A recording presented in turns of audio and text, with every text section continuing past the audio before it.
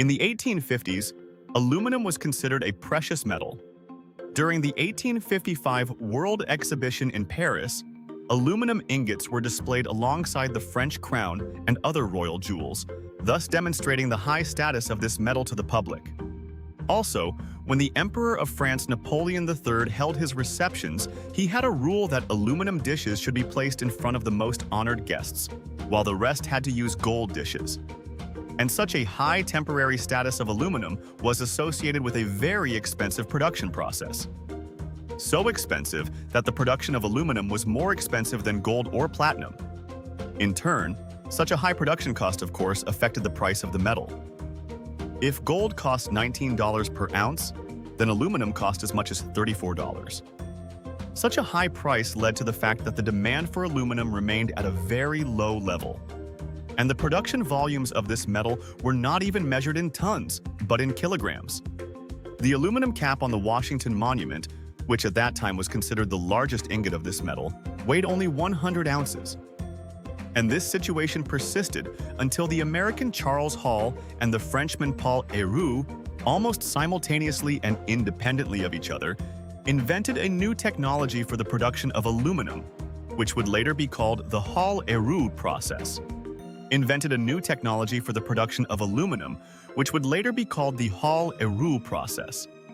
The peculiarity of this technology was that it allowed to significantly reduce the cost of production, almost 8 times, and this immediately affected the production volumes. Already in 1900, the volume of aluminum production amounted to 6,000 tons per year. Nevertheless, despite the significant increase in production volumes, aluminum had a very limited market for quite a long time. As Robert Friedel noted in his study of aluminum, this metal was developed without a clear understanding of who would need it and for what. Therefore, in the first decades of its existence, manufacturers of this metal advertised it as a miracle metal and tried to sell it in various fields of activity. However, despite these efforts, there was no great demand. We can say that for the first time, a stable demand for this product began to form during the First World War from the military. This metal could be used to produce individual elements of military equipment and thus reduce its weight. Also, powder from this metal became a key ingredient of ammonal, an explosive used in the production of shells. And considering that at that time shells were produced in hundreds of millions of pieces per year, this naturally led to a significant expansion of production, which increased 2 times over the 4 years of the war and reached a record value of 130,000 tons. Then, after the end of the war, the market decreased slightly because countries reduced their defense spending. And this, of course, affected demand in the industry. However, soon the market will start to grow again, and the main reason for this growth will be the development of aircraft construction and the demand from the industry for a new aluminum-based alloy called Duralumin. This alloy was invented back in 1906, and there was also a separate history there. Since ancient times, entrepreneurs and innovators have been interested in the idea of aircraft. And before the advent of airplanes, one of such devices was the balloon, which was invented back in the 18th century. Later, the engine appeared, and after combining these two inventions, the airship was created. At the same time, for quite a long time, the main problem for all airship developers was the search for a light, but also strong material for the frame itself. And now it is believed that the first entrepreneur who proposed using aluminum in the production of airship frames was the German Carl Berg. First, he met the airship developer David Schwartz, who supported Berg's idea of using aluminum. Then, after Schwartz's death, Berg met another airship developer, Count Zeppelin. The Count also supported the idea of using aluminum, but after a series of unsuccessful experiments, they both realized that aluminum in its pure form was unable to support the weight of the airship. Thus, the idea arose of the need to develop some alloy based on aluminum to improve its characteristics. And such an alloy soon became Duralumin, which was invented by chemist Alfred Wilm in 1906. At the same time, aircraft manufacturers used aluminum only for the production of engines, but in the production of the airframe, they preferred wood. And this trend continued until the end of the First World War. Of course, some manufacturers experimented with different materials, and already during the war, aircraft models using Duralumin parts began to appear. However, the truly massive use of this alloy began in the interwar period, when a cardinal paradigm shift took place in the industry. And instead of wooden biplanes, all-metal monoplanes began to be produced, the body of which was made of duralumin.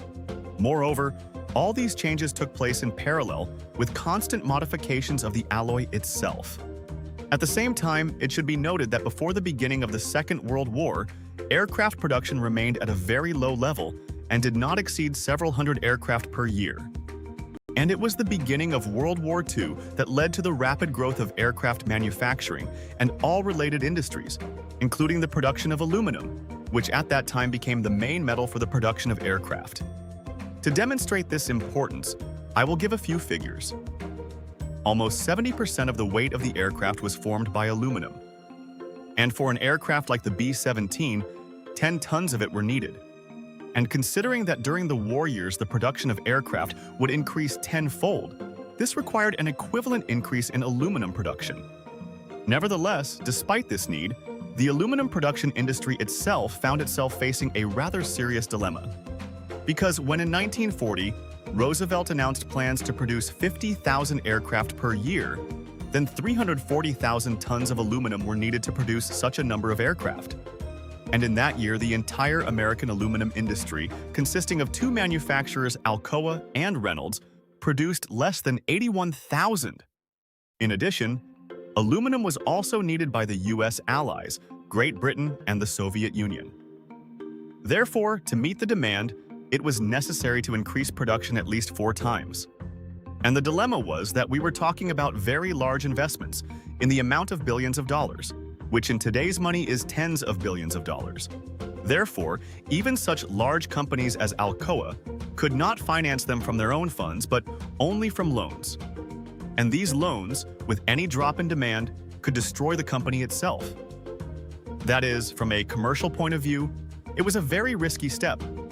Plus, the production itself required a lot of electricity, and before the war, only one company, Alcoa, consumed 5% of all electricity produced in the USA. And if it was about multiplying aluminum production, then it was necessary to multiply electricity production, which also required, without exaggeration, huge investments. Therefore, there were many questions, and no one had answers. And this led to the fact that, despite the availability of orders, companies approached the issue of increasing production quite cautiously and did it in smaller volumes and more slowly than the conditions required. In turn, a significant increase in demand for aluminum from military aircraft manufacturers, which suppliers could not satisfy, led to a shortage of these materials. Therefore, the government, for its part, limited the use of aluminum for the production of civilian goods, and all aluminum was to go exclusively for military needs. However, this did not help either. One American politician even stated, "If America loses the war, you can thank the Aluminum Corporation of America for that."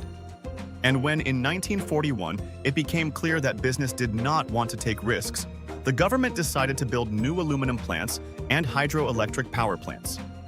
All these plants, although owned by the state, were then transferred to the management of private companies, with the obligatory requirement that the companies should primarily provide military needs. If we talk about real figures, then during the war Alcoa invested $300 million of its own funds in expansion, and an additional $600 million was invested by the government in the construction of new plants. The government also allocated $2 billion for the construction of hydroelectric power plants, which were to supply electricity to aluminum producers. It was thanks to these investments that aluminum production exceeded 1 million tons in 1944, which was 10 times more than before the war, and which in turn allowed the United States to produce a record number of aircraft and fully provide the Allies with this important material. For comparison, in the same USSR, the total production of aluminum for the entire war period was 300,000 tons, and they received the same volume as lend-lease assistance. So we can say that 50% of Soviet aircraft were made of American aluminum. Therefore, without any exaggeration, we can say that this inconspicuous but very important metal played a crucial role in World War II.